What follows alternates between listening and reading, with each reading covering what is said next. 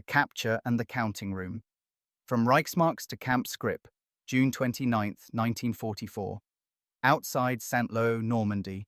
Rain turns the hedgerow lanes into black mud as Obergefreiter Karl-Heinz Weber, 22 years old, 352. Infantry Division, presses his back into an earthen bank and tries to make himself smaller than his own breathing. Artillery rolls somewhere behind him like a door being slammed over and over, and the air tastes of crushed leaves, cordite, and the sour bite of smoke from burning farmhouses. And then the sound changes. Rifle cracks closer, sharper, American, and a voice in German, shouted with an accent that makes it almost insulting. Raus! Hände hoch! You don't raise your hands because you're convinced. You raise them because your fingers have gone numb from gripping a Carabiner 98K that no longer feels like protection, only weight. And when you stand, a US infantryman in a wet M43 jacket levels an M1 Garand at your chest, while another, helmet netted with burlap, pats you down with quick, practiced movements. Watch, pocket knife, papers, cigarette tin, everything that might be used to run, or to bribe, or to bargain, until your world is reduced to what you can carry inside your own skin. Karl-Heinz hears the small, humiliating clink as a handful of Reichsmarks and a few coins are dropped into a canvas pouch. It isn't theft, not exactly, but it feels like the moment a man stops belonging to himself and becomes an entry in someone else's ledger.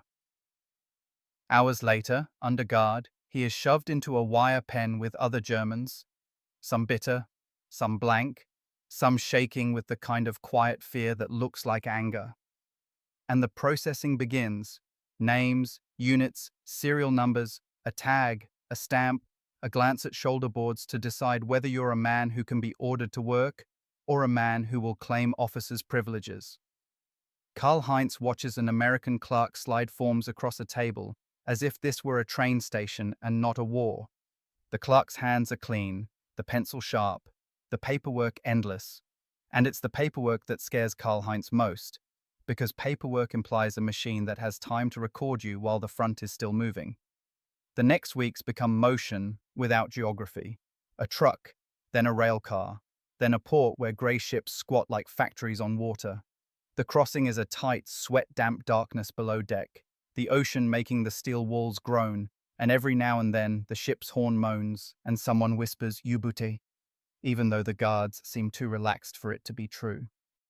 When Karl-Heinz finally emerges into sunlight again, the harbor is not rubble, not smoke, not the wounded silhouette he has been taught to expect from enemy cities. It is intact. Cranes swinging, trucks rolling, uniforms everywhere, a civilization in full working order. And the unreality of that sight hits harder than hunger. Processing in the United States is not a single moment, but a sequence of gates. Identification, medical checks, inoculations, more forms. Interpreters appear and vanish. An MP with a white armband points, a whistle shrieks, boots thud on platforms, and then a long train ride begins, the kind that makes time feel like a punishment. At the camp, Texas heat, flat horizons, a smell of creosote and dust. Karl-Heinz is marched past fencing that seems to go on forever, guard towers that don't move, and barracks that look temporary but feel permanent. Inside, the rules become strangely domestic. Roll calls, barracks order, work details, canteen hours. And then comes the part no one back home would believe, the part that makes men trade looks like children witnessing a trick, the camp money. An American officer, calm voice, clipped words, explains through an interpreter that prisoners are not allowed to hold US cash.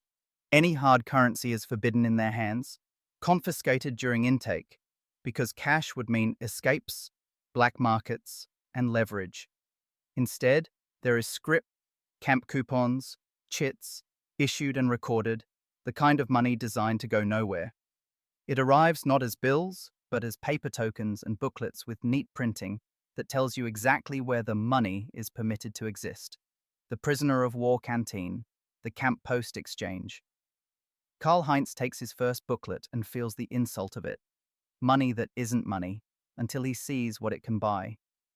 The camp canteen is a small world with shelves and counters, run in part by prisoners themselves in some camps, and stocked with the objects that don't win wars but keep a man human.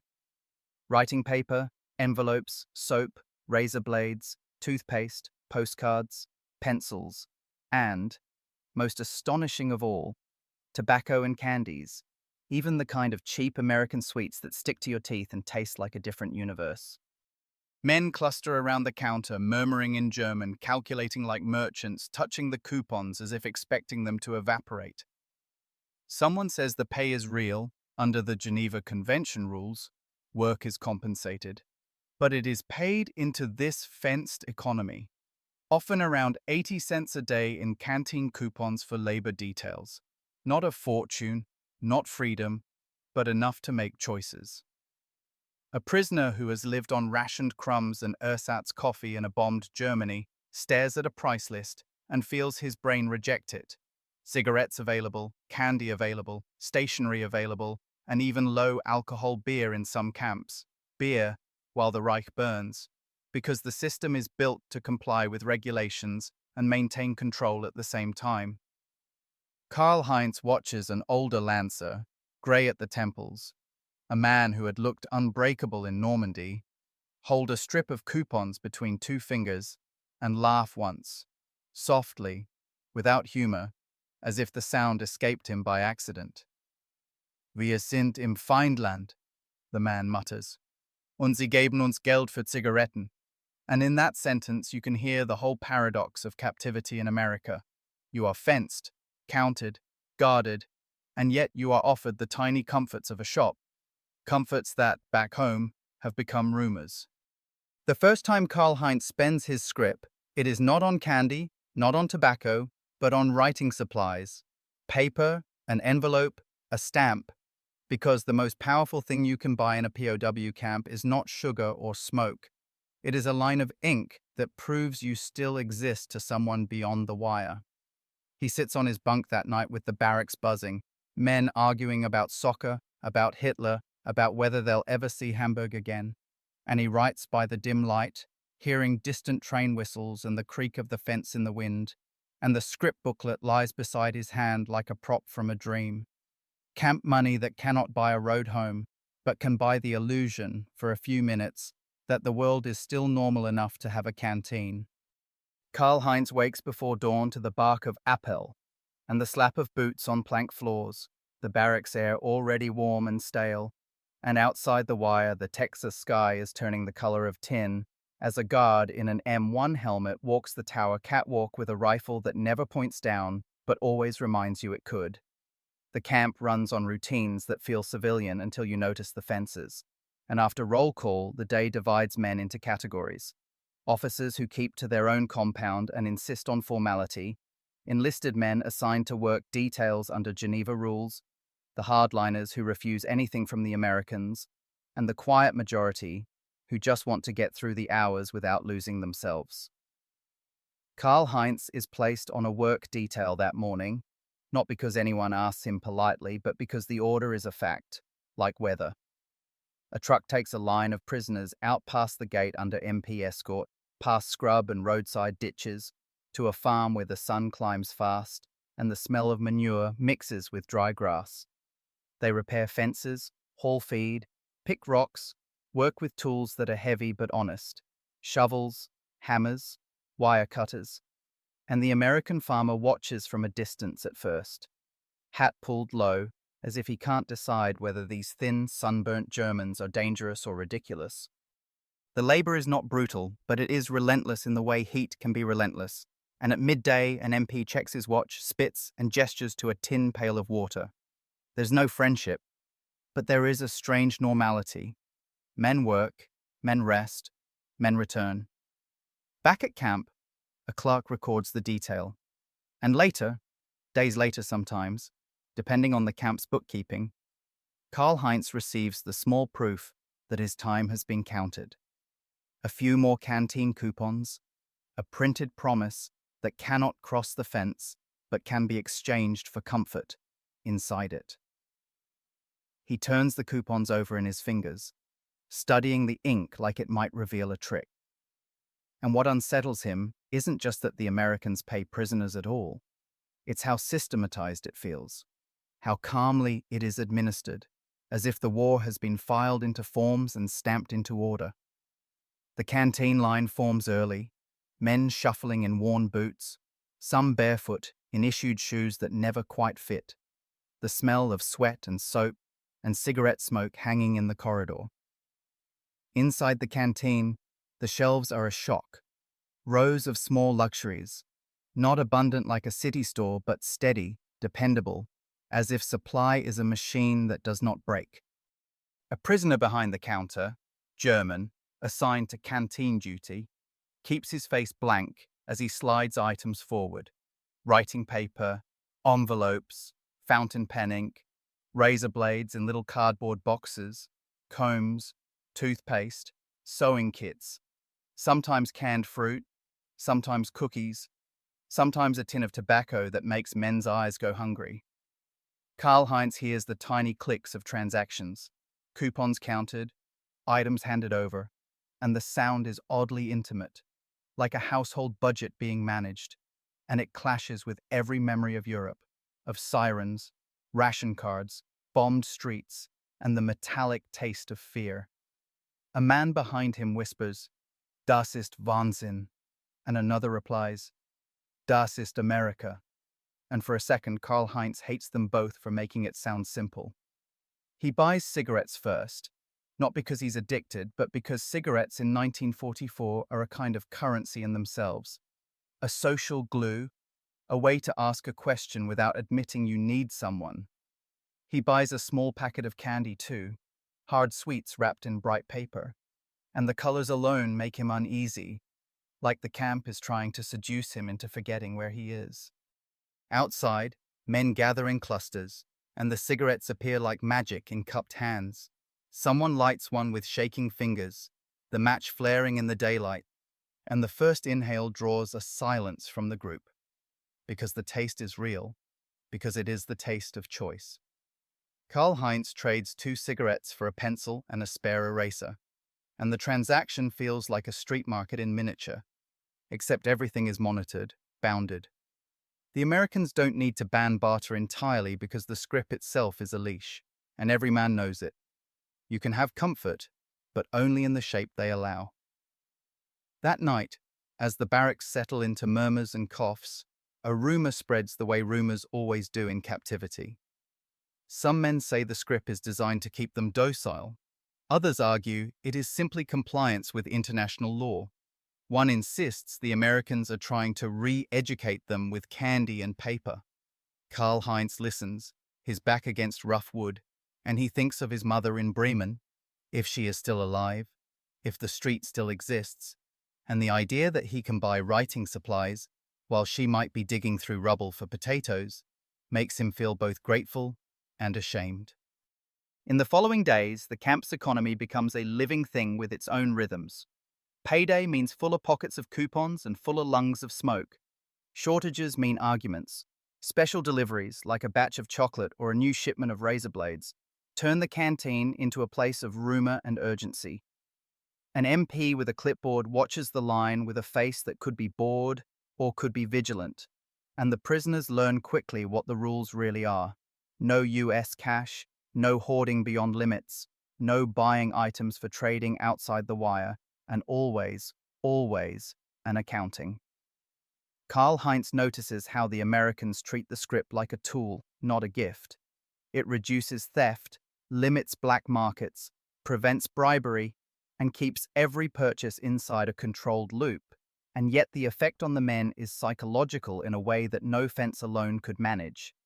It gives them something to anticipate, a reason to work, a small sphere of agency. The shock isn't that the canteen sells cigarettes and candy.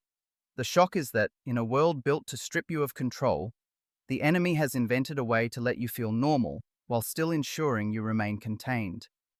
Karl-Heinz lies awake long after lights out, hearing a distant freight train moan across the plains, and he stares at the coupons tucked in his small kit, like contraband from a kinder universe, wondering whether this system is mercy, manipulation, or simply America's way of turning even captivity into a process that runs on paper. The next morning, the canteen coupons feel heavier in Karl Heinz's pocket. Not because paper gains weight overnight, but because meaning accumulates. And at roll call, he notices how men stand differently now. Some with the furtive caution of people who have something worth stealing, others with the stiff contempt of believers who refuse to let comfort touch them.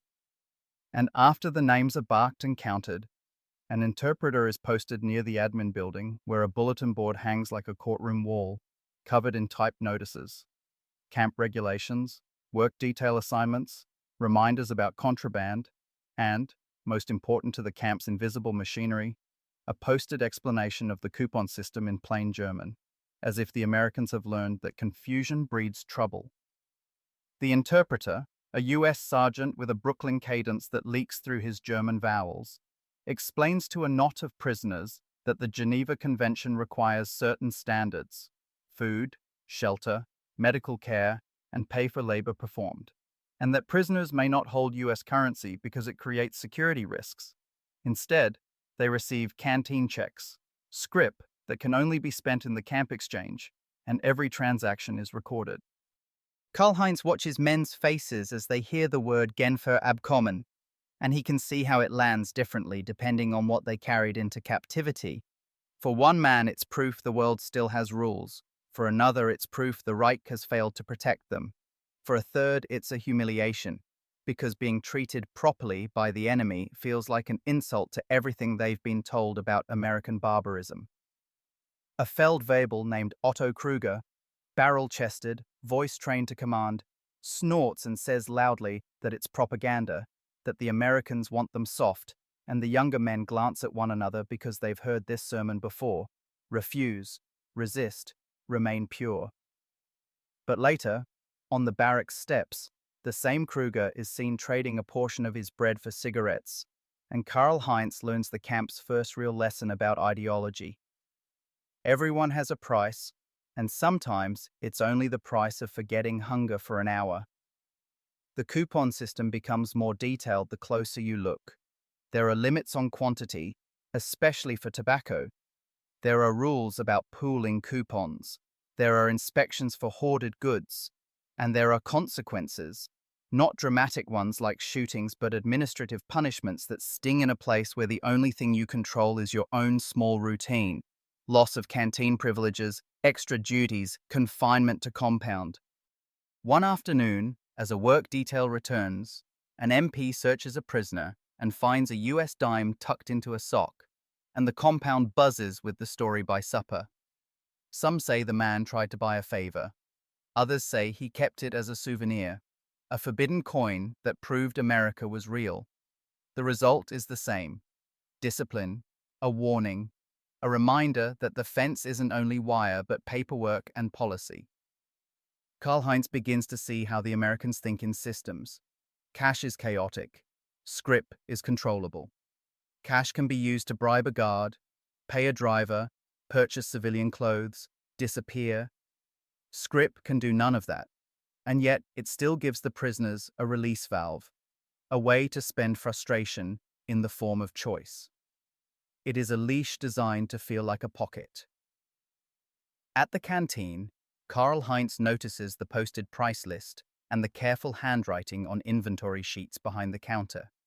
He notices that the clerk, another German POW with an armband designating his duty, keeps a ledger like a banker. And that ledger is guarded as carefully as any rifle because, in a camp, accounting is power. Men begin to talk about value the way they once talked about frontline rumors. How many coupons for a pack of cigarettes? How many for a bar of soap? How many for a postcard? And which items are worth saving for when supply is thin? A new kind of rank emerges, not based on medals or shoulder boards, but on access. The canteen workers who see shipments arrive, the men on outside work details who sometimes receive small kindnesses from civilians, an extra apple, a newspaper left on a crate, the interpreters who can negotiate misunderstandings, the barbers who can trade a good haircut for tobacco. Karl Heinz, quiet and observant, keeps his coupons folded neatly, but the camp presses everyone into economy, whether they want it or not. At night, the barracks becomes a marketplace without stalls, cigarettes traded for razor blades, candy traded for writing paper, a sewing kit exchanged for a pencil stub, and each trade carries a whisper of risk because barter can be tolerated, but it can also be punished if it crosses the invisible line into black market. In that whispering economy, the scrip takes on a strange holiness, clean, official, safe, while cash becomes myth, contraband, the forbidden object that could bend the camp's rules. Karl-Heinz hears talk of men in other compounds who try to counterfeit coupons with pencils and ingenuity, and he hears how quickly such schemes collapse because the Americans print patterns and serial marks, and because the canteen clerks, Germans under American oversight, know what the real paper feels like. It is astonishing to him how the enemy has turned even the prisoners into part of the mechanism that controls them. But the sharpest tension isn't between prisoners and guards, it's between prisoners themselves. In the evenings, when the heat drains out of the sky and the guard towers become silhouettes, arguments ignite over the smallest purchases. Is it betrayal to buy American candy? Is it weakness to smoke American cigarettes? Does spending scrip make you complicit in your own captivity? A young Luftwaffe Gefreiter named Lenz, captured when his airfield was overrun, says he will never touch the canteen because they want to make us forget. And an older man replies, exhausted, "Forget what? Hunger?" The debate isn't academic. It shapes friendships and violence. One night, Karl-Heinz sees a man's canteen bag torn open on his bunk, goods stolen, and the victim sits rigid with rage because the camp has stolen his freedom. But now another German has stolen his comforts, and that feels like a deeper betrayal. The next day, the barracks elder, an unofficial authority chosen by habit and intimidation, organizes a kind of internal justice, not official enough to be called a court, but real enough to matter. And the thief is confronted in a corner of the latrine building where the smell of disinfectant and shame is strong. There are no knives, no blood, just a low-voiced threat and a forced restitution in cigarettes and coupons, because even punishment here is measured in commodities. Through all of it, Karl-Heinz keeps writing, because the coupons have made stationery possible, and the letters become his true currency, proof of identity, proof of time. He writes to a mother whose address might be rubble, to a brother who might be a name on a casualty list, and he describes the canteen carefully, not as propaganda, but as a fact that still shocks him. "Wir bekommen Lagergeld," he writes. "Kein echtes Geld, aber genug für Zigaretten, Papier, Seife." He hesitates before adding the sentence that feels dangerous even on paper, that America seems untouched, that the trains run, that the shelves are stocked, that the enemy's strength is not only in tanks and planes but in the ordinary abundance that makes coupons worth something. He can almost hear a censor's pencil scratching out those lines, and sometimes it does. Letters arrive back with sections blacked out. But even censorship is a kind of confirmation. Someone is reading, someone is paying attention. The world is still organized enough to control what a prisoner says about its riches. One afternoon, while waiting for the canteen, Karl-Heinz watches an American lieutenant speak quietly to a camp administrator, and he notices the lieutenant's calm, almost bored competence. It hits Karl-Heinz then that the camp money is not kindness and not cruelty, but a technology of management, as modern as the assembly lines he glimpsed at the port, an economy designed to keep men occupied, predictable, and measurable. The realization makes his stomach tighten, because it means the war is not only fought with bullets, but with ledgers, and in that kind of war, a man can be defeated without being shot. August 18th, 1944, Camp Hearn, Texas. The afternoon sun sits high and hard over the flat fields beyond the wire, turning the guard towers into mirage dark silhouettes, and baking the dust into a fine powder that clings to sweat.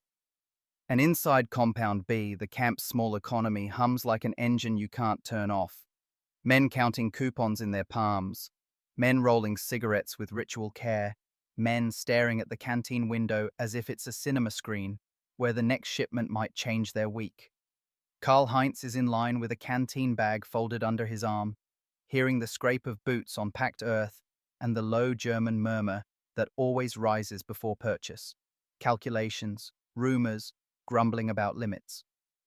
Nur zwei Packungen, someone says bitterly, meaning the tobacco ration. Another replies that it's still more than they'd see in Bremen, even on a good month now. When he reaches the counter, the prisoner clerk slides out the goods with the detached efficiency of a cashier who has learned not to react. A small pouch of pipe tobacco, a bar of soap, a handful of envelopes, and a few hard candies wrapped in bright paper. Karl-Heinz begins to count out his scrip when a shadow falls over him. Feldwebel Otto Kruger, the same man who called the coupon system propaganda, standing too close, eyes scanning the purchases like an inspector. "So," Kruger says softly, not loud enough for the MP to notice, "du hast also Geld." The word Geld lands with a sneer, as if Karl-Heinz is carrying real wealth, as if this paper is betrayal made tangible.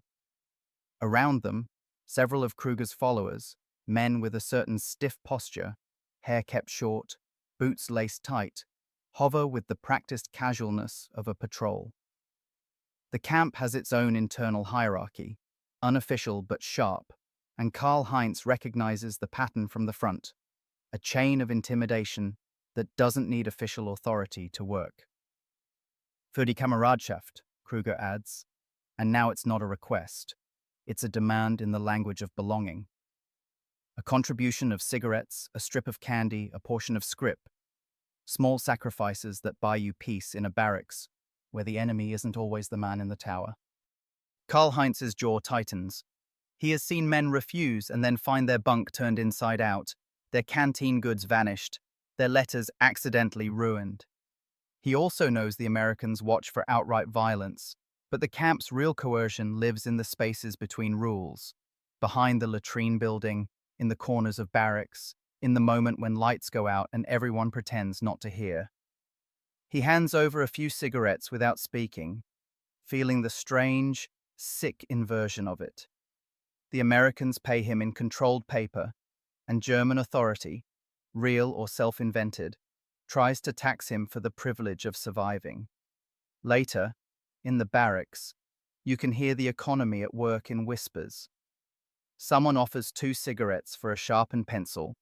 Another offers candy for extra socks.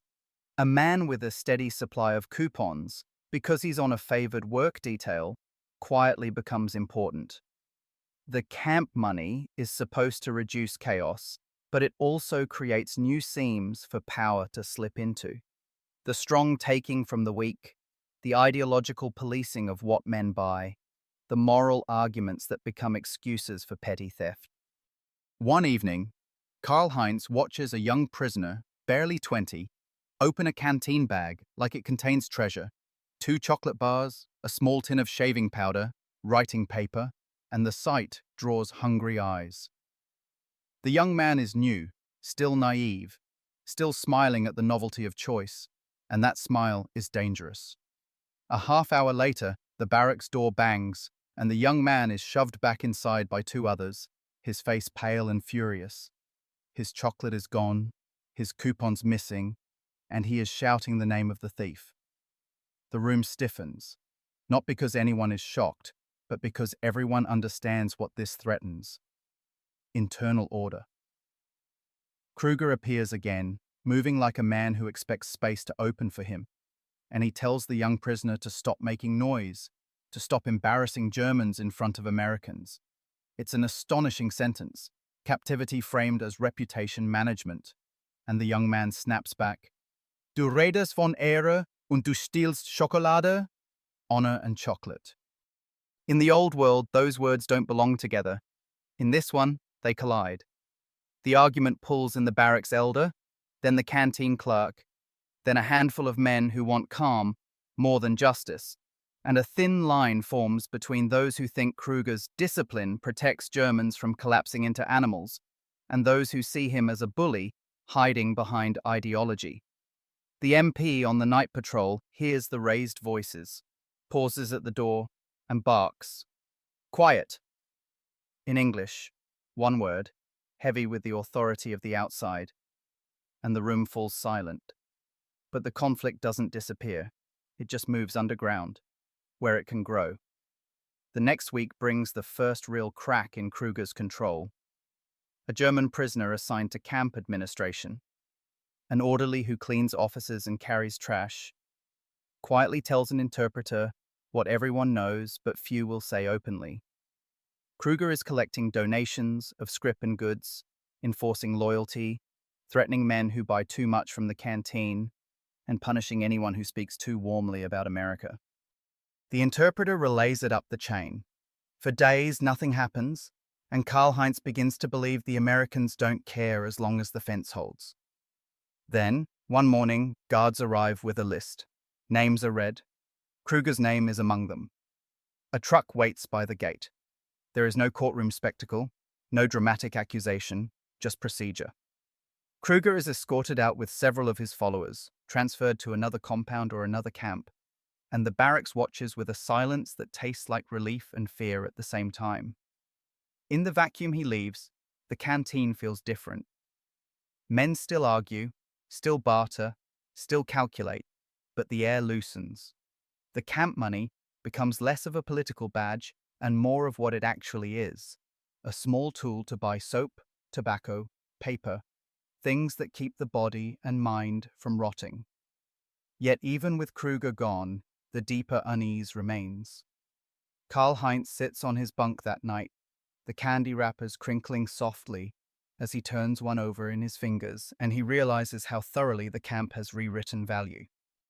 A cigarette isn't just smoke, it's conversation, leverage, calm. Soap isn't just cleanliness, it's dignity. Writing paper isn't just stationery, it's a lifeline strong enough to pull you across an ocean if the address still exists. And the coupons that buy these things, those thin, printed promises, have become the camp's quiet battlefield, where control is fought not with rifles, but with scarcity, temptation, pride, and the constant question every prisoner carries like a second heartbeat. If the enemy lets you feel normal, does that make your captivity easier to survive or easier to accept? September 7th, 1944. Brazos County, Texas. The gate opens with a metallic groan that still makes Karl-Heinz's shoulders tense even after months, because every movement through that gate is a reminder that your world is permission-based, and today he is on an outside work detail again. 10 German enlisted men, 2 armed MPs in olive drab, and the same beat-up truck that smells of gasoline and sun-baked canvas, rolling past cotton fields and fence lines where the land looks too wide for a man who has spent his life in European towns pressed close together. An MP rides in the back with them, M1 rifle across his knees, eyes scanning not for enemy soldiers, but for the simplest danger of all. A prisoner who decides he's had enough and runs. The irony is sharp. If Karl-Heinz ran, he wouldn't run toward freedom so much as toward an unknown continent that does not speak his language, and he knows it, and the Americans know it too. The fence is wire, but the bigger fence is geography. At the farm, the work is physical and immediate. Stacking hay, repairing a barn door, digging drainage channels where the soil is hard as baked clay, and by mid-morning his shirt is soaked through, and dust has turned his sweat into a paste along his forearms. The farmer's name is Earl Thompson, a man in his 50s with sun-cracked skin and the wary courtesy of someone who has lost a nephew in the Pacific and doesn't know what to do with Germans on his land. He doesn't talk much at first, but he watches the prisoners work with the same practical evaluation he uses on machinery. Are they useful? Are they trouble? Do they break? When Karl-Heinz pauses to catch his breath, he hears a sound that feels unreal. A radio from the farmhouse porch, tinny music drifting across the yard. And for a second, the war becomes a rumor carried on the wind, rather than the center of the world. The MP, a corporal named James Jimmy Carver from Oklahoma, notices Karl-Heinz staring and says, not unkindly, "Don't get ideas," as if the idea would be escape rather than the sudden ache of missing normal life. At noon, Thompson sets out a water jug and a few sandwiches, and Carver checks them first, habit more than suspicion, then allows the prisoners to eat. It is not a feast, but it is food handed over without spite, and that alone can shake a man who has been trained to expect hatred. When work ends, the truck returns to camp, and the familiar ritual resumes. A guard count at the gate, a glance at hands and pockets, a quick search for stolen tools or coins or anything that could turn into leverage. Back inside, Karl-Heinz hears that the pay for the detail will be credited soon. Again, not in dollars, never in dollars, but in the controlled currency that feeds the camp's small market. And the knowledge changes how men speak about work. It shouldn't, Karl-Heinz thinks. Labor is still labor. Captivity is still captivity. Yet the coupons make a difference in a way bullets never could. They turn time into something you can exchange. That evening, he stands in the canteen line with the sun dropping behind the towers, the air finally cooling enough to breathe, and he sees faces he recognizes from the farm details. Men who return with a faint confidence because they've been outside, because they've seen a road without wire, because they've traded a few hours of sweat for coupons that buy small luxuries. The canteen clerk announces that a new shipment has arrived, and the line compresses like a muscle.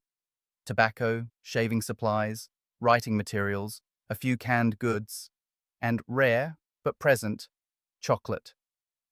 The word chocolade moves through the crowd like a flare, and Karl-Heinz feels his own pulse quicken despite himself, because scarcity changes the body's logic. When his turn comes, he buys soap first, always, then envelopes and stamps, then tobacco, and finally, after a hesitation that feels like negotiating with his own pride, 2 small chocolate bars. He expects the taste to be sickly sweet, American, artificial, and it is, but it also does something else. It fills his mouth with a sensation that belongs to childhood, to holidays, to a world before rationing, before sirens, before the front swallowed everything. For a moment, his brain forgets to be afraid, and that forgetfulness almost makes him angry. Outside the canteen, he unwraps 1 bar and breaks it carefully, offering a piece to a bunkmate named Hans Ritter, a former mechanic from Cologne who has learned to survive by turning everything into a joke. Hans takes it like a sacrament and says, "Wenn ich das meiner Mutter schreibe, glaubt sie ich lüge." And Karl-Heinz answers, "Schreib es trotzdem," because the letters have become their only bridge. He goes back to the barracks and pulls out his writing kit, purchased with camp money that cannot buy freedom but can buy ink, and he writes with a steady hand that surprises him. He describes the farm detail, the American radio, the canteen chocolate, the strange fact that he is paid for work even as a prisoner. He chooses his words carefully, because he has learned what the censors strike out.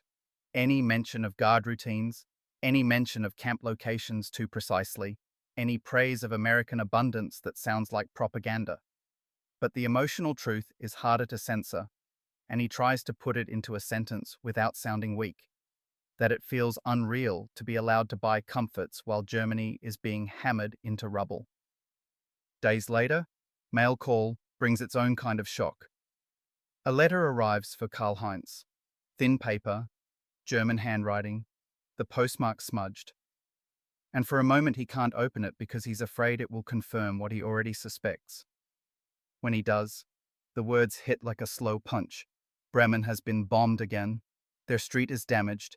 His mother is alive, but the food is scarce, the nights are long, and she writes that cigarettes are nearly impossible to find, that chocolate is for ghosts and black markets, that she sometimes trades family linens for potatoes.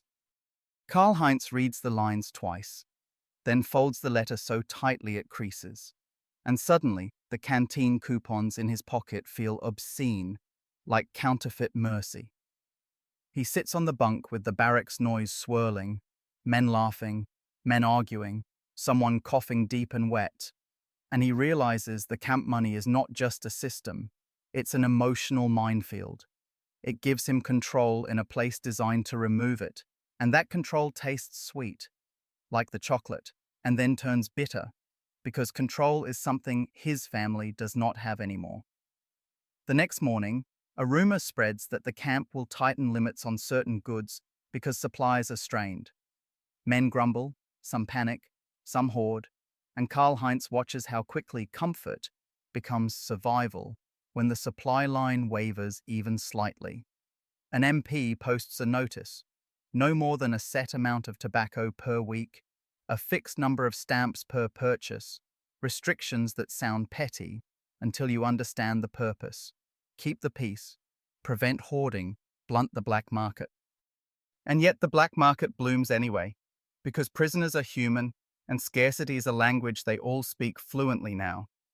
Karl-Heinz sees cigarettes used like coins, candy used like favors, and once he sees a man try to slip a coupon booklet to another as payment for a watch repair, only to freeze when an MP's shadow crosses the barracks doorway.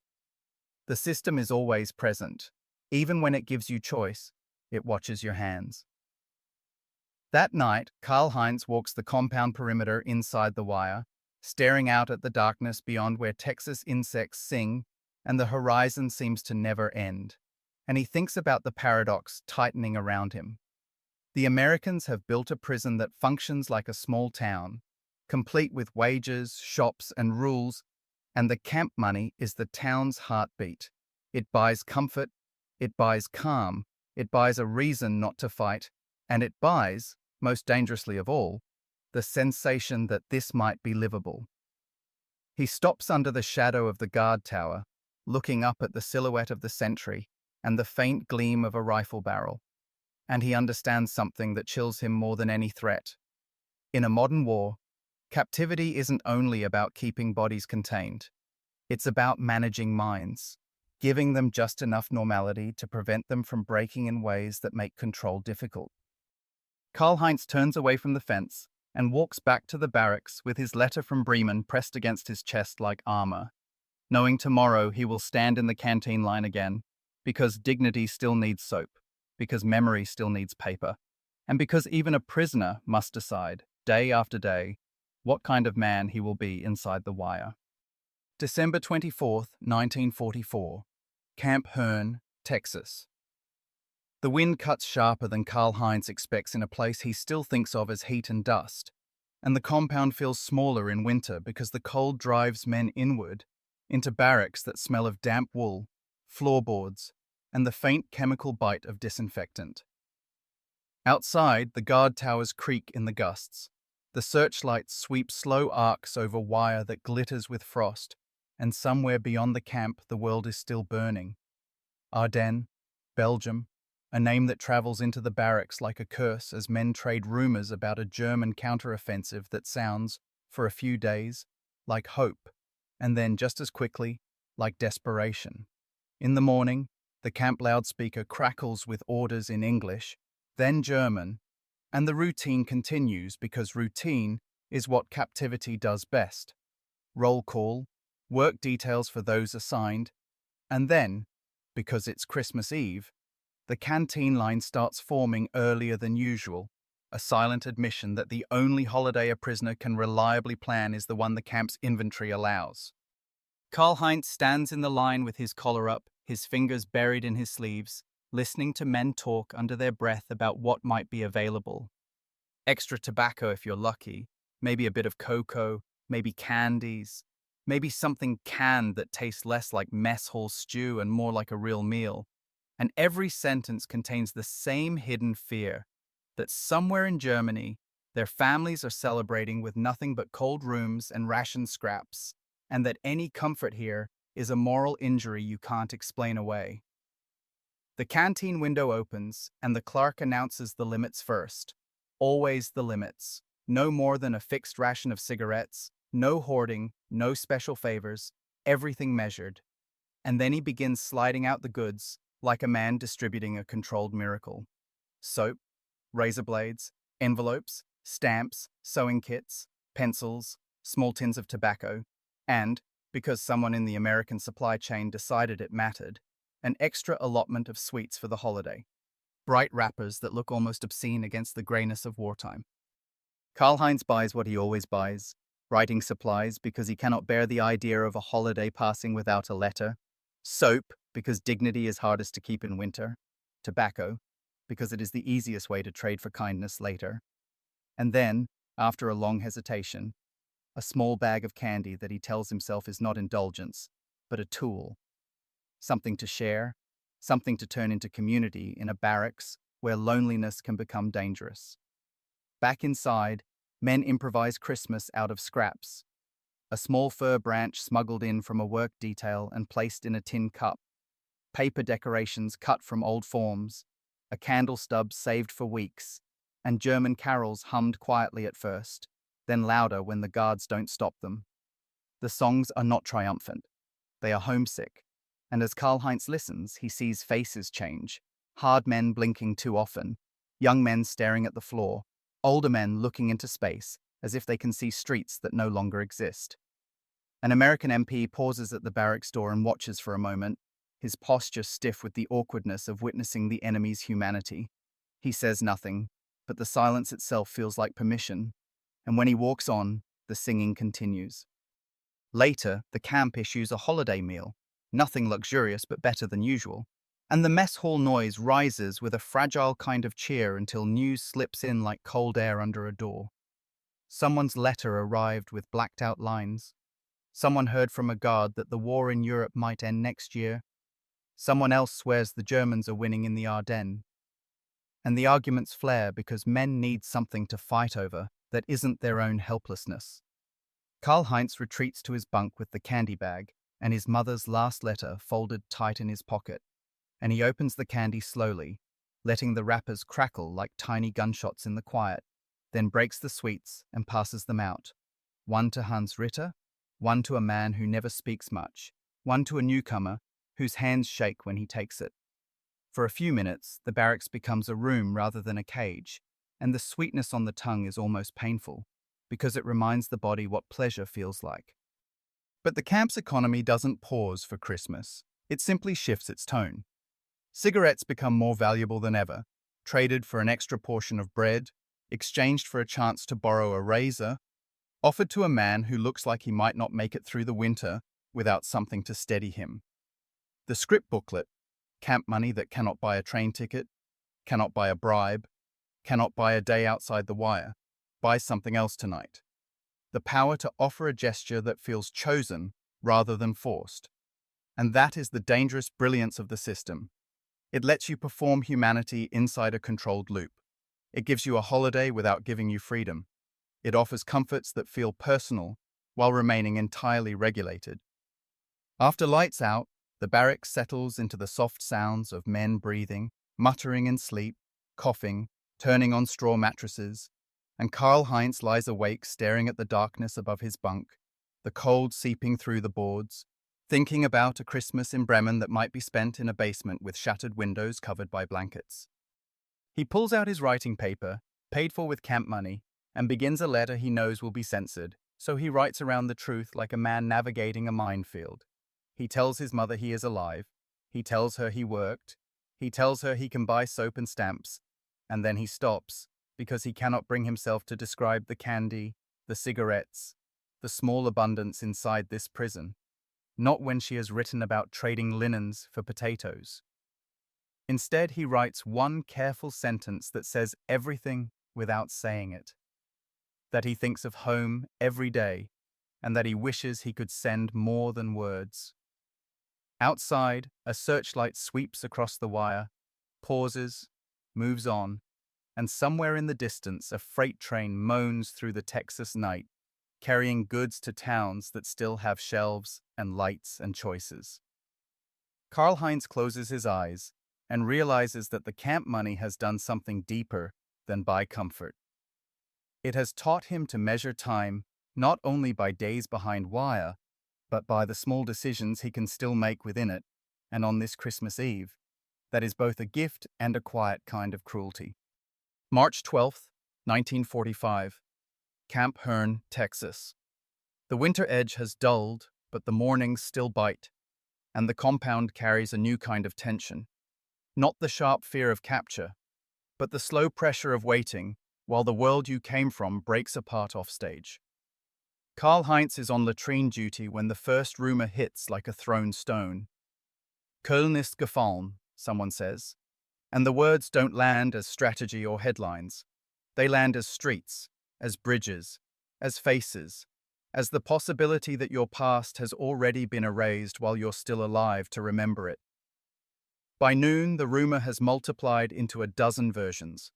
Remagen Bridge, the Rhine crossed, cities taken one by one, and the camp's main bulletin board becomes the front line, paper pinned under glass, guarded not by a machine gun, but by an American sergeant with a clipboard who keeps prisoners from crowding too close. The postings come in English first, then translated German summaries, official communiques, Red Cross notices, and clipped camp announcements about mail delays and work assignments. And there, among the routine, are newspaper clippings from US dailies, the kind of war coverage that feels too clean because it arrives on crisp paper instead of smoke. Karl-Heinz leans in with the others, smelling ink, hearing the low rumble of German voices as they read names of towns they once marched through and now can barely picture without rubble. A US captain, camp intelligence, a man named Raymond Foster, stands nearby with a calm that feels almost surgical, as if he's studying reactions the way an engineer studies stress on metal, and an interpreter repeats the same explanation whenever a prisoner protests. The war is ending, the information is public, there is no point pretending otherwise. Some men accept it with dead eyes, others reject it with sudden fury. In the barracks that night, Otto Kruger's absence still leaves a scar in the social order, but the arguments he loved have returned in new form. Not candy as betrayal now, but truth itself. A prisoner named Lenz insists the Americans lie about everything. Another shoves a newspaper clipping under his nose and says, "Lies." And Lenz spits back, "Das ist Feindpropaganda," because calling it propaganda is easier than admitting the Reich is collapsing. Karl-Heinz sits on his bunk with his canteen kit open. Soap, stamps, a half-used pencil, and a few remaining coupons. And he realizes how the camp money has quietly positioned itself at the center of this new phase. Not just buying comforts, but buying access to information, to distraction, to the fragile scaffolding that keeps men from going insane.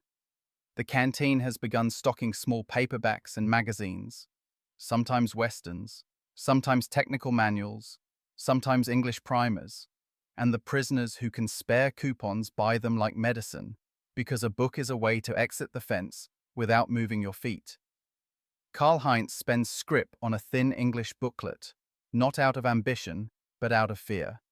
He has begun to understand that the future may require language, and language is one of the few weapons he can still acquire legally. During outside work details, the civilians talk more freely now. The farmer Earl Thompson has stopped watching them like potential saboteurs and started watching them like men who might soon be sent home. And once, only once, he mutters, almost to himself, "Looks like it's about done over there."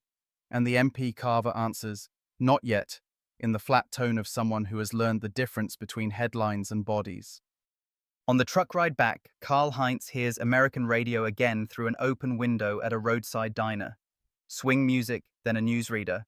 And though he cannot catch every word, he catches enough. Germany, Rhine, advance, surrender, and the syllables feel like cold water poured down the spine. Inside camp, the Americans begin to tighten the informational net, not by hiding news, but by shaping it. Lectures in the recreation hall, films shown on a white sheet, newspapers passed around with the same deliberate calm used for issuing scrip. Karl-Heinz attends one film screening because it's something to do, because boredom is its own enemy, and the hall smells of dust and bodies and worn wool as prisoners sit on benches under the watch of MPs. The projector clatters, the screen flickers, and suddenly there are images. American factories, lines of tanks, shipyards, then footage of Europe that draws a sharp intake of breath from the room. Ruined cities, displaced people, and glimpses of camps that the Americans present as evidence of crimes, not just defeat. Men shift, cough, mutter. A few stand up to leave, faces rigid, and an MP steps aside to let them pass because the Americans aren't trying to physically force belief, only to apply pressure like a slow vice. Later, in the barracks, Karl-Heinz hears a man whisper, "Wenn das stimmt," and another snaps, "Halt den Mund," because even imagining the truth feels like treason to the version of Germany they carried inside their heads. In this atmosphere, the canteen becomes a strange refuge. You can't argue with soap, you can't deny the reality of stamps and paper, and the small normality of purchase offers relief from the larger normality collapsing outside the wire. Yet even here the system adapts. Limits change, supplies fluctuate, and the camp administration posts new rules. Work pay continues, but canteen rations may shift due to wartime shortages. Coupon booklets must be accounted for. No accumulation beyond set thresholds. And Karl-Heinz sees the deeper purpose. As the war nears its end, the Americans want the camp calm above all else. A riot now would be pointless, expensive, embarrassing.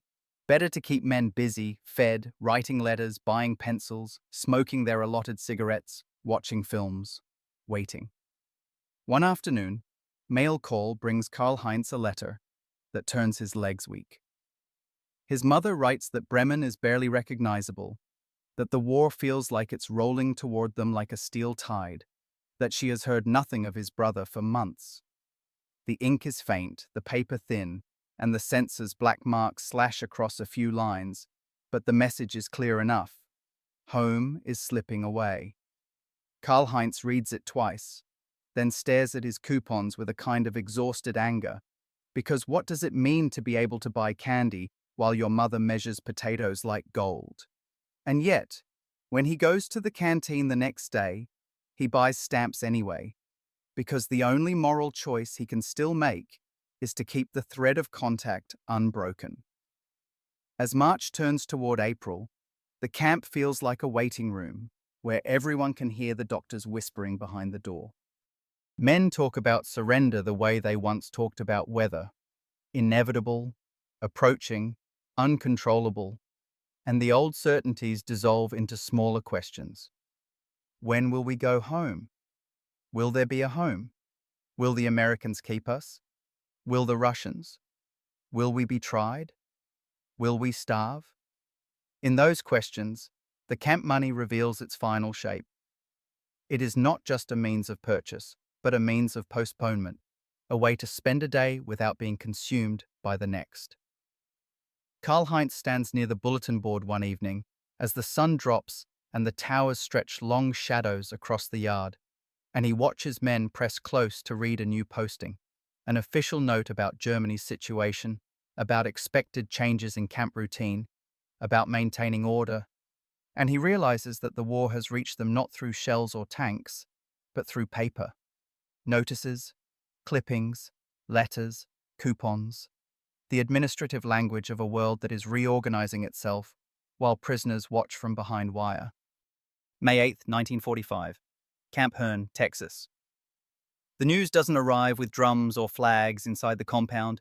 It arrives the way everything important arrives in captivity, through a posted notice and the subtle change in the guard's posture, the sense that the men in the towers are no longer watching an enemy army so much as watching a crowd that might break in ways no one can predict. Karl-Heinz is halfway through a work detail, repairing camp fencing inside the perimeter, the kind of labor that feels like a joke when you think too hard about it. When the camp loudspeaker crackles, and a voice in English says something that makes the American MPs glance at one another as if confirming it's real. Then the interpreter repeats it in German. Careful and flat. Germany has signed an unconditional surrender. The war in Europe is over. For a second, there is no reaction at all, as if the sentence doesn't belong to the world the prisoners inhabit. Then sound rushes back in. Boots scuffing, a hammer clattering to the ground, a man sucking in air like he's been punched. Somewhere beyond the wire, beyond the camp's dusty roads and the scrubby fields, you can hear distant horns, a faint cheer rolling from a town you cannot see, and then, later, the sharp pop of fireworks, like rifle shots that don't kill anyone. The irony of celebration by gun-like noise is not lost on men who have lived by that sound for years. Some prisoners shout, "Endlich!" with a rawness that borders on laughter. Others go silent, faces hardening as if the surrender is a personal humiliation delivered by loudspeaker. A few men cry without trying to hide it, not because they are sentimental, but because their bodies have been holding grief like a clenched fist, and the word "over" forces it open. Karl-Heinz feels a strange hollowness, as if the center of him has been scooped out. He thinks of Normandy mud, of bodies in hedgerows, of Bremen's broken streets, and he understands that the end of a war is not the same thing as the end of suffering. It's only the moment when suffering changes shape. The camp administration does what administration always does. It manages. A new notice appears on the bulletin board within hours, typed, translated, and pinned under glass. Prisoners will remain under discipline. Routines continue.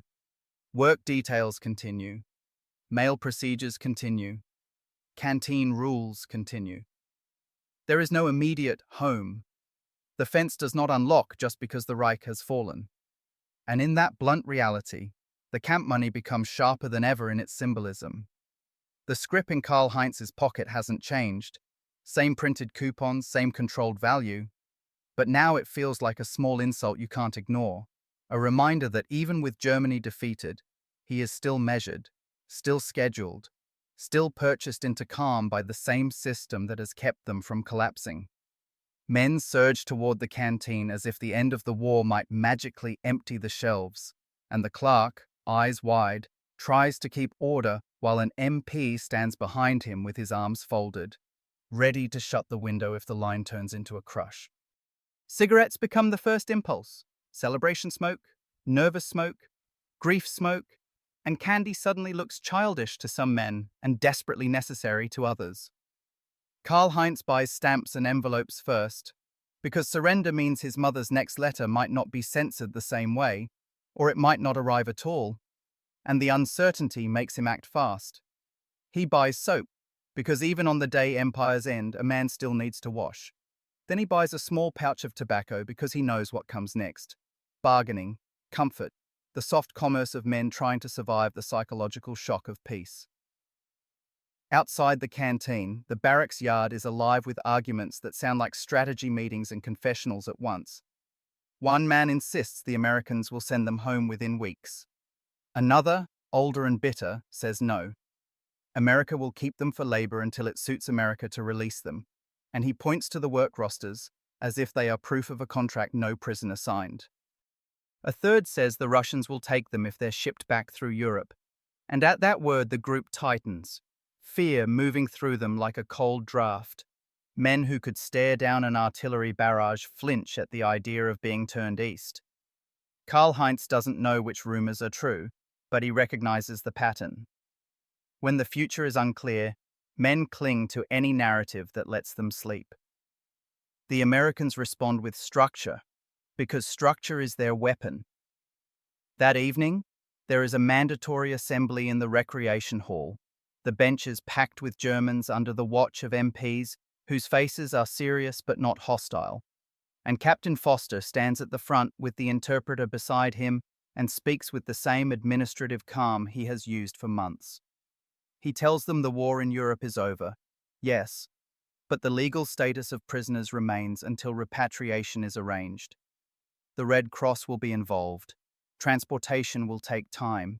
In the meantime, Geneva rules still apply. Camp discipline will be enforced. It is not a speech meant to inspire. It is a speech meant to prevent panic, riots, false expectations. And then, almost as an afterthought, he addresses the camp money directly. Scrip balances and accounts will remain recorded. Canteen purchases continue under regulation. No US cash will be issued.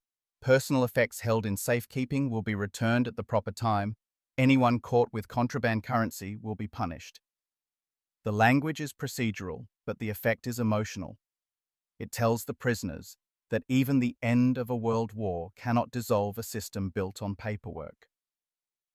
After the assembly, back in the barracks, men react in private ways that feel more truthful than any public cheer. Hans Ritter sits on his bunk and rolls a cigarette with trembling hands, then lights it and stares at the smoke as if it contains answers. A quiet prisoner named Müller takes out the last candy he saved since Christmas and eats it slowly, eyes closed, as if tasting proof that sweetness can exist without guilt now. Another man, a former party loyalist, rips down a small homemade decoration from his bunk wall and throws it into a stove barrel, his movements furious, because if Germany has surrendered, then his identity has collapsed too, and he needs something physical to destroy. Karl-Heinz sits with his mother's letters spread on his blanket and writes the hardest letter yet. How do you tell someone the war is over when she has lived under bombs for years? How do you describe the moment of surrender when you heard it from a loudspeaker behind wire in Texas? He writes in careful German, leaving out anything that will trigger censorship. But he cannot hide the core fact. Der Krieg ist zu Ende, he writes, and his hand pauses because even the sentence looks wrong on paper, like a rumor. He wants to add that he is safe, that he can still buy stamps and soap and tobacco, but he stops himself again, because now that Germany has surrendered, those comforts feel less like a miracle and more like an accusation. Why him here with coupons while she has lived on ration cards?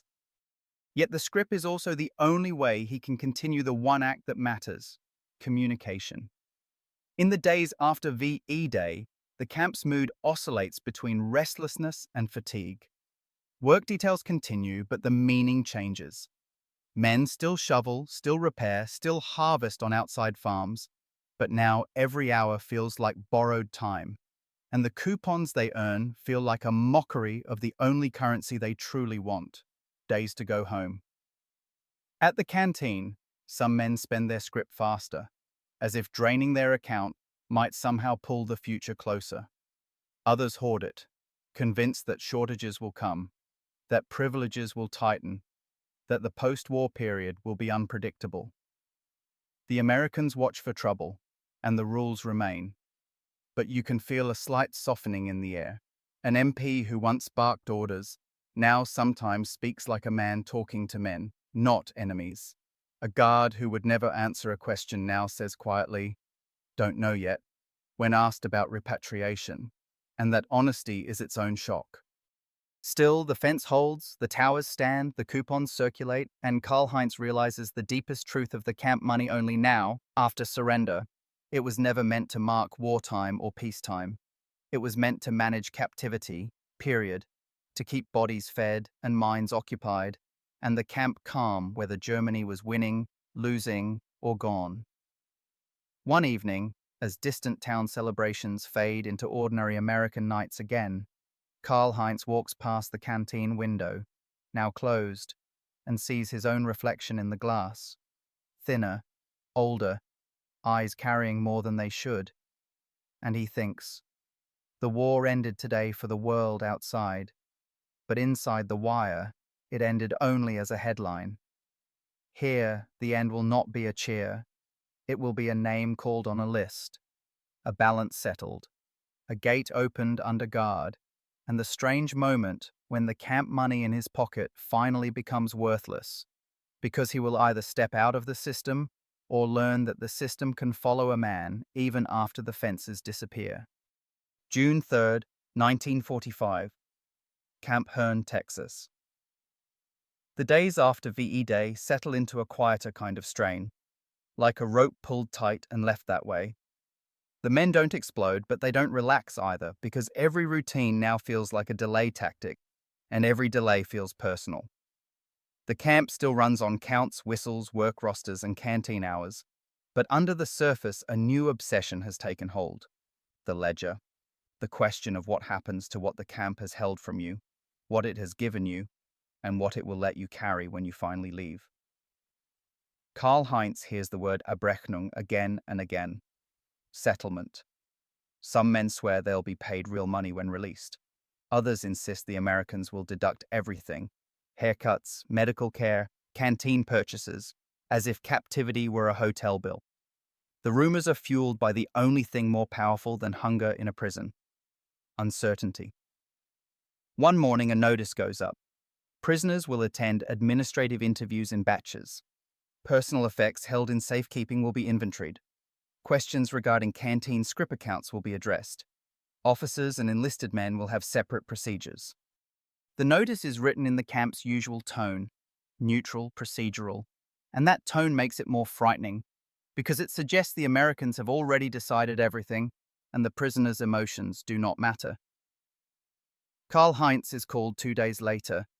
He enters a small office that smells of paper, sweat, and ink, and the sight is jarring. Desks, filing cabinets, a wall calendar, the banal furniture of peacetime bureaucracy. A U.S. sergeant sits behind the desk, sleeves rolled, pencil tucked behind his ear, and an interpreter stands to the side. The sergeant reads Karl-Heinz's name, confirms his serial, then opens a folder thick with forms that has followed him across oceans, and Karl-Heinz feels again that chilling truth. The war can end, but his identity as prisoner remains a file. The sergeant slides a small cloth pouch across the desk. Inside are the items taken from Karl-Heinz the day he surrendered. His watch, scratched now, a few German coins, some crumpled Reichsmarks, a cheap cigarette case. The sergeant explains, through the interpreter, that currency holdings have been recorded and will be returned per procedure.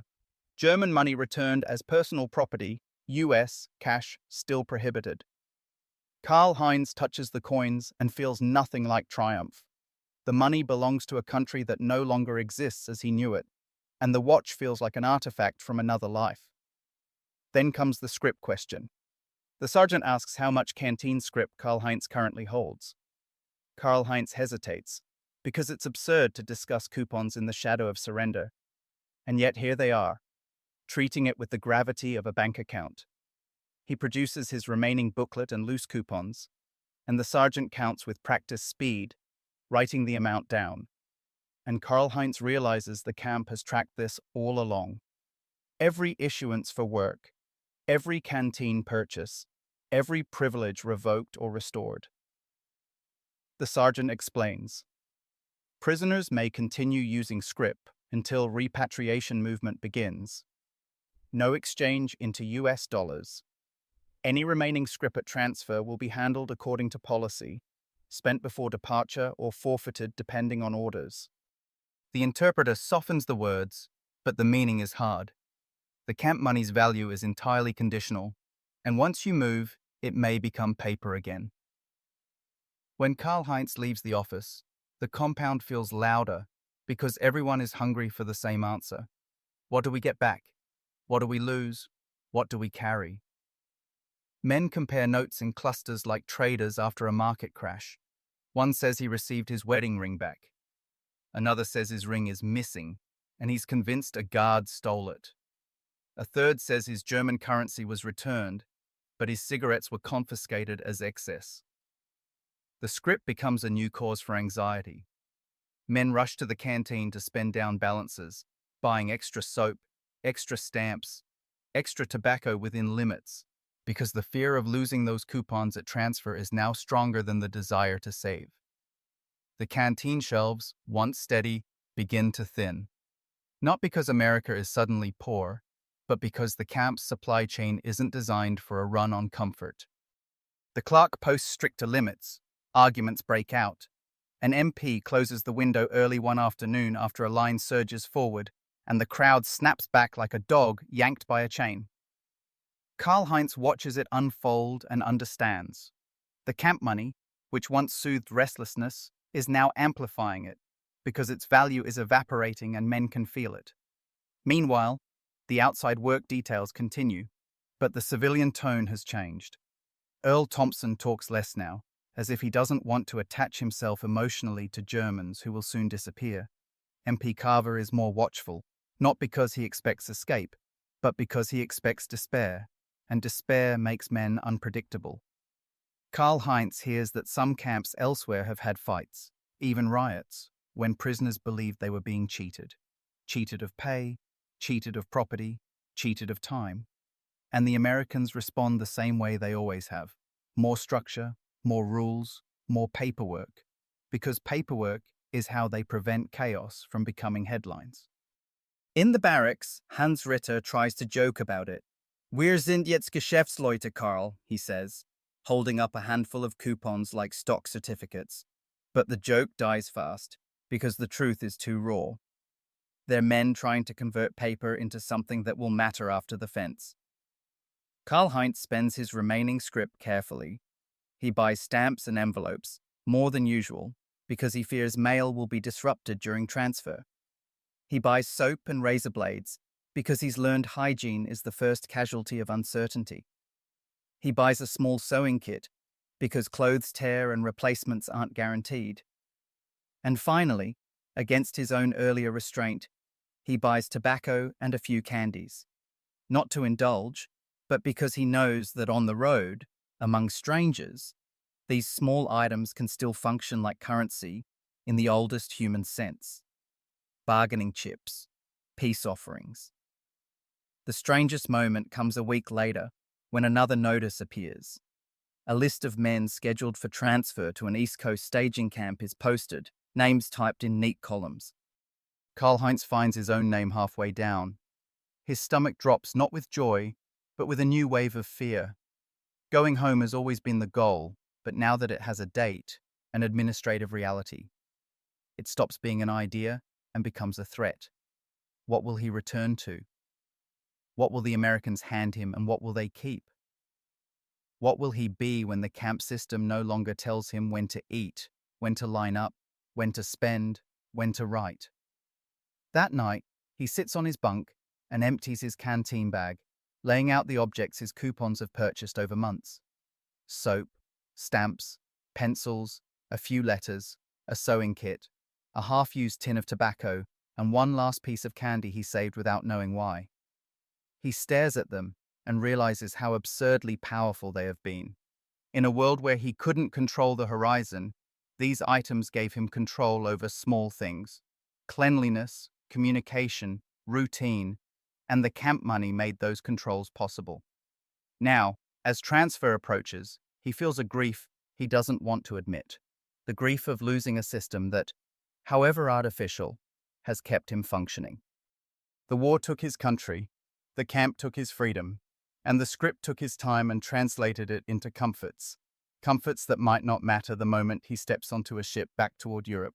Karl-Heinz folds his last coupons into his pocket anyway, though he knows they may soon be worthless, because they are not just paper. They are proof of the strangest lesson captivity taught him, that even in a prison, a man can be managed and can manage himself through the quiet power of a controlled economy. The transfer train. When camp money became dead weight. July 22, 1945. A rail siding outside Camp Hearn, Texas. The morning starts with a count that feels heavier than any before, because today the numbers don't just confirm who is present. They decide who moves, who stays, who disappears into another layer of the system. Karl-Heinz stands in a line with his kit packed tight. Blanket roll, spare shirt, canteen bag, letters folded and tied with string, shaving kit, sewing kit, tobacco tin wrapped in cloth to keep it from being crushed, and a few remaining coupons pressed flat inside a notebook, as if paper can be protected by belief. MPs move down the ranks with clipboards, checking names against the transfer list, and the sound of pencils scratching feels like a verdict. A U.S. lieutenant reads out instructions through an interpreter. No loose items, no excess purchases beyond limits, no U.S. currency, and, spoken almost casually, the canteen scrip will not be honored once they leave this camp's jurisdiction. Spend what you can within rules before departure. The sentence lands like a small detonation. Men who thought they'd been clever saving coupons feel suddenly foolish. Men who spent everything in the last weeks look briefly smug and then ashamed. Karl-Heinz's chest tightens because it confirms what he already feared. The camp money's value is local, temporary, and the moment you cross an administrative boundary, it can become meaningless, not by economics, but by authority. The truck ride to the rail siding is silent except for the engine and the clink of gear. Even Hans Ritter doesn't joke, his humor burned out by the tension of leaving a place that has become familiar in the way a cage becomes familiar to the animal inside it. At the siding, boxcars wait, cleaner than the wartime transport Karl-Heinz remembers in Europe, but still boxcars, still the smell of wood and iron, and the faint animal odor that never fully leaves freight cars. MPs direct the prisoners aboard in groups, rifles slung, not aggressive but alert. And the discipline is strict because movement is when things go wrong, fights, escapes, panic. Karl-Heinz climbs into the car, finds a spot on the wooden bench, and sits with his bag between his boots like a shield. The doors slide shut with a hollow slam. The sound echoes in his ribs. For a moment, the darkness inside the car feels like the crossing to America all over again. But then light leaks through slats and the train begins to move, the wheels hammering a rhythm that turns fear into something you can count. Hours pass. Through the cracks, he sees Texas flatten into distance. Farms, water towers, small towns with flags hanging limp in summer heat. The Americans keep the prisoners fed with issued rations, plain but sufficient, and water breaks are controlled, stops announced, guards posted.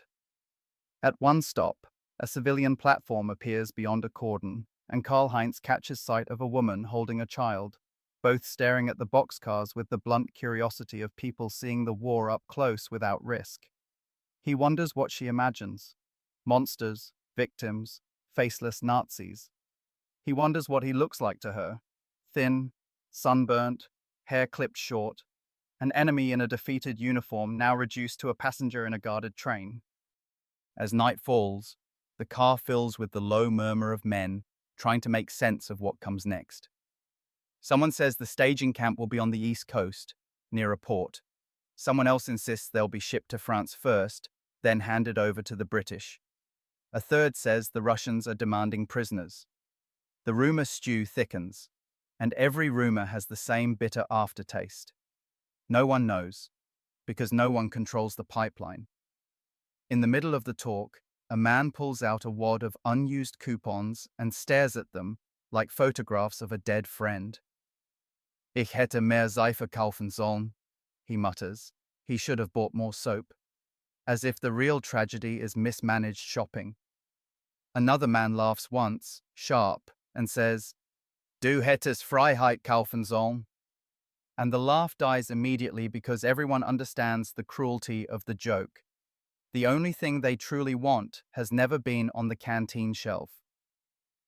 Karl-Heinz reaches into his notebook and touches the remaining scrip, just a few pieces, and feels the strange emotion of morning paper. Those coupons bought stamps that carried his words to Bremen. They bought soap that kept him feeling human. They bought cigarettes that bought him peace inside a barracks. They bought small choices that kept his mind from cracking.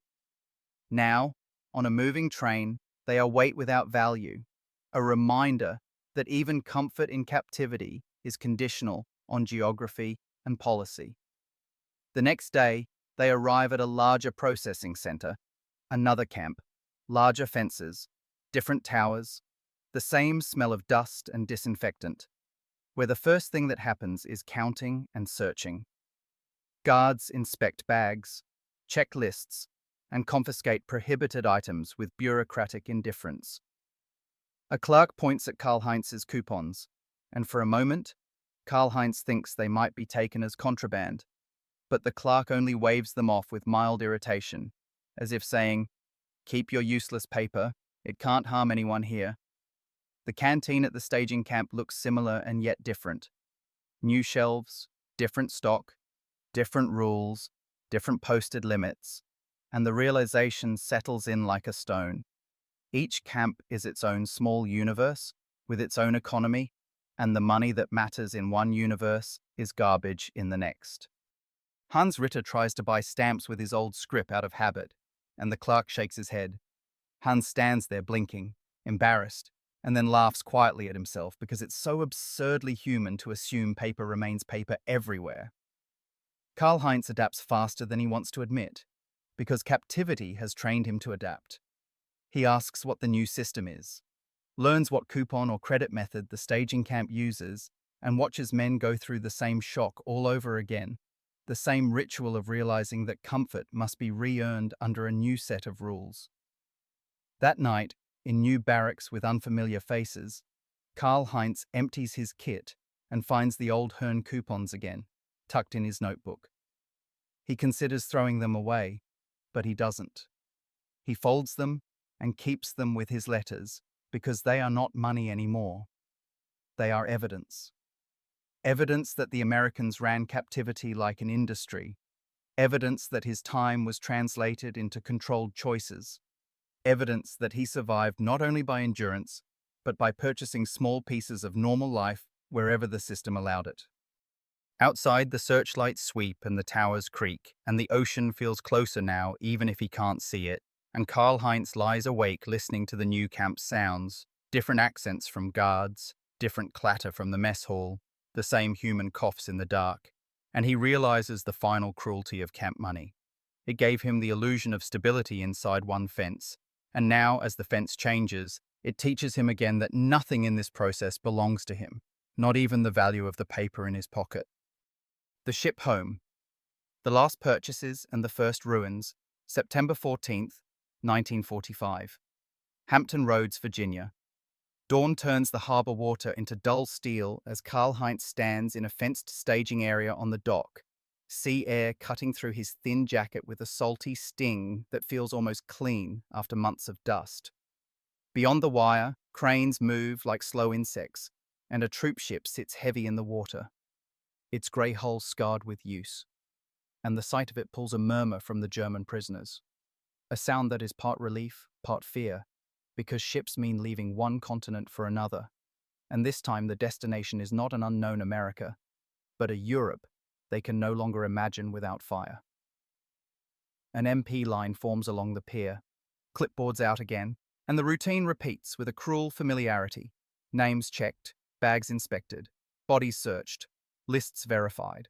A clerk collects certain papers, returns others, and explains through an interpreter that personal effects are allowed within strict limits, that weapons and contraband are forbidden, that US currency is still prohibited, and that any remaining staging camp canteen credits must be spent now because there will be no canteen on board beyond issued rations and Red Cross parcels when available. The sentence triggers a last surge of motion, not frantic like earlier, but urgent in a quieter way. Men who have learned to cope through small choices scramble for one final taste of agency before the ocean swallows it again. The dockside exchange window, temporary, cramped, does brisk business. Soap, razor blades, cigarettes, writing paper, envelopes, stamps, and a few cheap comfort items that the Americans seem willing to provide even at this late stage, as if acknowledging that a man returning to ruins will need every small thing he can carry. Karl-Heinz counts his remaining credits and buys with a precision that feels like strategy. 2 bars of soap, because hygiene will be hard on the other side. A bundle of envelopes and stamps, because he doesn't know where his mother is now, only that he must keep writing. A small tin of tobacco, because he has learned tobacco can open conversations and calm tempers in places where nothing else is negotiable. And, after a long pause, a few candies, not for pleasure but for the same reason he bought them at Christmas, to share, to soften the edges of men who are about to confront home as a ghost. In his notebook, tucked among letters, the old Hern coupons remain, useless now, but still there like pressed flowers from a time he survived by trading paper for normality. When the boarding order comes, the prisoners move in files under guard, boots thudding on metal gangways, the ship smelling of paint, oil, rope, and the human density of transport. Below deck, the air turns damp and close. Hammocks or bunks are assigned. Men stow bags and then sit, suddenly quiet. as if a noise might awaken the dread they've kept sedated with routine. The ship's horn sounds, low and mournful, and when the engines vibrate through the steel, Karl-Heinz feels his stomach drop, as if the deck beneath him has become a moving cliff. Somewhere above, the harbor recedes.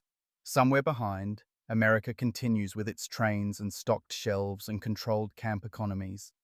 Somewhere ahead, Europe waits like a shattered mirror. Days pass in the grey sameness of transport. Ration lines, water discipline, roll checks, guards pacing, the sea rolling endlessly outside small portholes. Men talk in bursts about what they'll do first, about whether their towns exist, about whether they'll be arrested, about whether they'll be blamed for everything, about whether they deserve blame, and then fall silent because speculation can't compete with the ocean's vast indifference. Karl-Heinz writes when he can, but paper feels precious now, and he finds himself rationing even words. He thinks about the camp money again, not with nostalgia exactly, but with the understanding that it was a training ground for this moment. The moment when you must plan with scarcity, when you must convert limited resources into dignity. When land finally appears, it isn't triumphant.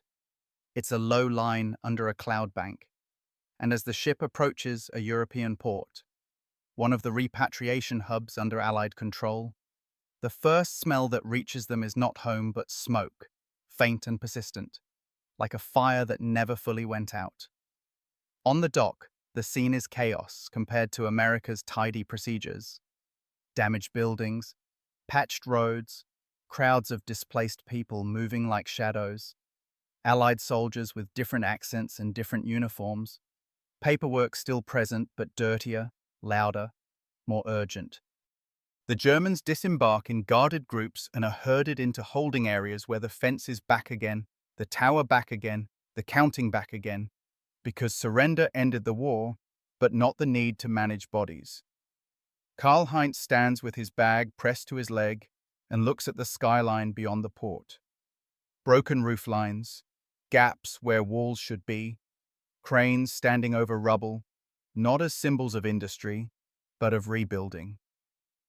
The first time he sees a German civilian up close, a woman in a threadbare coat, cheeks hollow, he feels a shame so immediate it almost makes him dizzy, because she looks like his mother could look, and in that instant, he understands how obscene the canteen candy must have seemed if she had seen it. He digs into his pocket without thinking and pulls out one of the candies he bought on the dock, holds it out through the barrier. The woman stares, suspicious, then takes it with fingers that tremble, and the exchange feels like a confession. In the temporary camp that follows, an Allied-run holding area in Europe, the rules change again. New scrip or ration cards appear, new limits, new lines, new clerks with different languages. The Americans are no longer the only managers of his world, and the controlled economy he once knew as camp money becomes just one version of a larger post-war reality where paper and stamps and tobacco are the true currency of survival. Karl-Heinz is processed yet again. Questions, identity verification, medical checks. And then he is put on a train eastward, not toward Bremen directly, but toward a distribution center where returnees will be sorted. The train car is packed, the air thick with sweat and fear, and outside the window the landscape slides by in wounded fragments. Bridges repaired with temporary scaffolds, fields dotted with wreckage, towns with burned-out shells standing beside buildings that somehow survived. A man across from Karl-Heinz mutters that he can smell home, but Karl-Heinz can only smell damp wool and the iron tang of exhaustion. When the train stops briefly at a station with a small kiosk, Karl-Heinz sees a price list scrawled on a board and realizes with a jolt that cigarettes are worth more than coin here, that chocolate is a fantasy, that soap is power. His mind flashes back to the camp canteen window in Texas, to the neat printed prices, to the calm clerk, to the way the Americans use scrip to keep order. And now he's in a world where order is fragile and currency is whatever keeps you alive. He reaches into his notebook, feels the old Hearn coupons again, And for the first time, he is tempted to throw them away, not because they're useless, but because they represent an alternate reality, an intact world that no longer exists around him. He doesn't throw them away, he keeps them, because he senses that memory itself will become contested territory in the months ahead.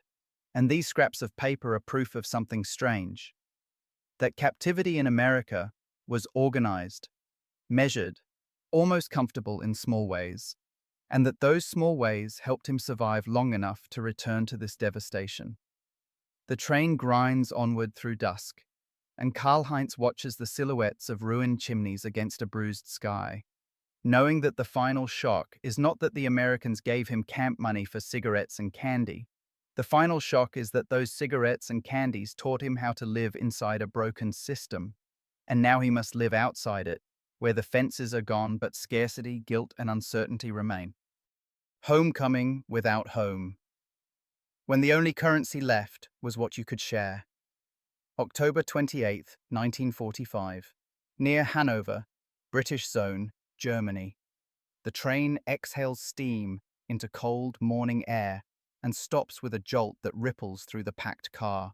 And for a moment, Karl-Heinz doesn't move, because he's afraid that if he stands up, the idea of home will collapse completely. Outside the window, the station is half repaired, boards and scaffolding braced against walls that should have been solid, and the platform is crowded with bodies that look like winter: thin coats, hollow faces, hands that clutch bundles because bundles are all that's left. British soldiers in unfamiliar uniforms direct the flow with clipped voices, and German returnees spill onto the platform under supervision that is lighter than American camp discipline, but still unmistakably controlled. Questions, lists, checks, another stamp in another booklet. Karl-Heinz steps down with his bag and feels the ground under his boots like a verdict. Germany smells different now: smoke that has seeped into stone, damp wood, coal dust, and the sour hint of latrines where sewage systems don't fully work. He walks past a wall covered in notices: missing persons, ration rules, housing assignments. And among them he finds what he dreads most: an updated address registry for Bremen neighborhoods, lines crossed out, blocks marked destroyed, sections relocated to temporary camps. His mother's last known street is listed, but with a note that makes his mouth go dry: evacuees moved, addresses uncertain. The war has not only killed people, it has erased coordinates. He takes a step back and realizes he is standing in his own country as a stranger who doesn't know where to go. The journey north becomes a chain of improvisation. Trains are overcrowded, schedules unreliable, and the real timetable is determined by favors, barter, and the quiet economy of survival that has replaced formal markets. Karl-Heinz learns this within hours. At a junction station, a man in a torn coat offers him a place on a crowded truck headed toward Bremen, space on the bed among sacks of turnips and scrap wood, in exchange for cigarettes. Cigarettes. Not Reichsmarks, not Allied military scrip, but cigarettes. Karl-Heinz's hand goes automatically to the small tin of tobacco he saved from the dock purchase. He hesitates, feeling the absurdity and the clarity of it at once. In Texas, cigarettes were comfort bought with controlled coupons. In Germany, they are movement bought with desperation. He gives the man what he asks, not because he wants to, but because he understands this new world speaks in smoke. The truck ride is cold and brutal. Wind cuts through gaps in the sideboards, the road is rough, and every mile passes ruins: shattered farmhouses, burned-out vehicles on the shoulder, bridge supports rising like broken ribs over a river. At one stop, the driver's wife hands out a thin soup in tin cups, and Karl-Heinz watches a child stare at his canteen bag with a hunger that isn't just for food but for anything that looks intact. Without thinking, Karl-Heinz pulls out a candy, one of the last he bought in America, and holds it out. The child takes it, suspicious, then bites, and his eyes widen with a shock that feels like time travel. A taste from an intact world. Karl-Heinz feels a wave of guilt so sharp he almost can't breathe. But he also feels something else. The realization that the only way to survive this return is not to hoard the small comforts he carried across the ocean, but to use them like bridges between people who have nothing left. When he finally reaches the outskirts of Bremen, the city is not the Bremen of his memory. The skyline is jagged where church spires should have been, streets are choked with debris, and whole neighborhoods are open to the sky. He walks on foot now, bag cutting into his shoulder, and he recognizes landmarks only as wounds. The corner where a bakery once stood is now a crater. The tram line runs into nothing. The canal smells of stagnant water and ash. He finds his old street by following the logic of what used to connect to what, and when he reaches the address, he stops because there is no building, only a pile of bricks and charred beams with weeds growing through them, and a sign nailed to a post that reads, Gefahr, danger. For a long time he stands there hearing nothing but distant hammering and the soft shuffle of people picking through rubble for usable wood. This is the moment he thought captivity would end with, the moment that was supposed to resolve everything, and instead it empties him out.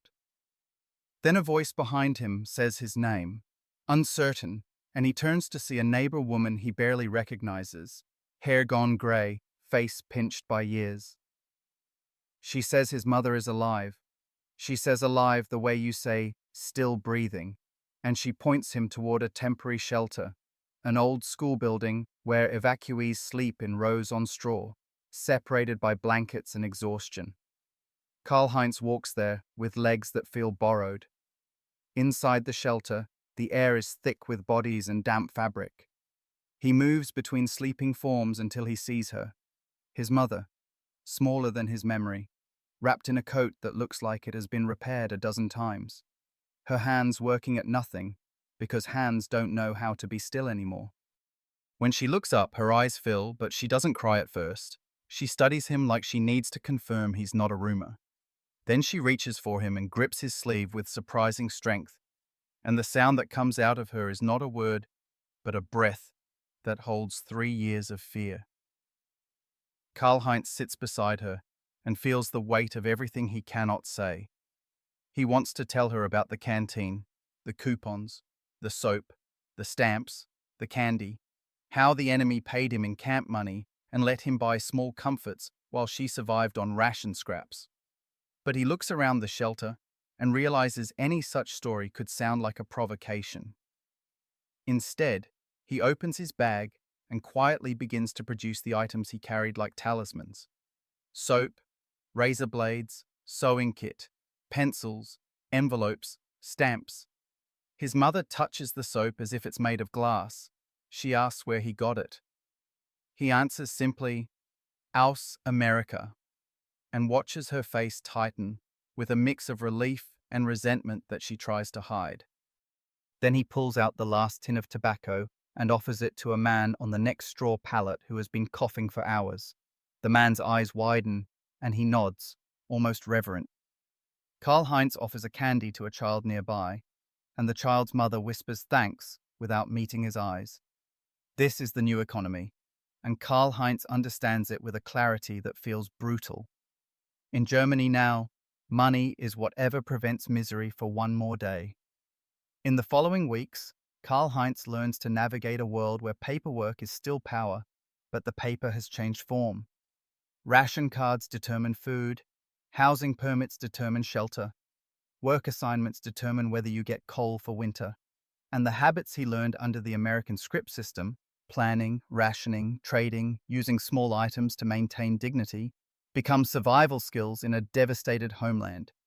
He uses stamps to write to his brother's last known unit address, though he knows it may be useless.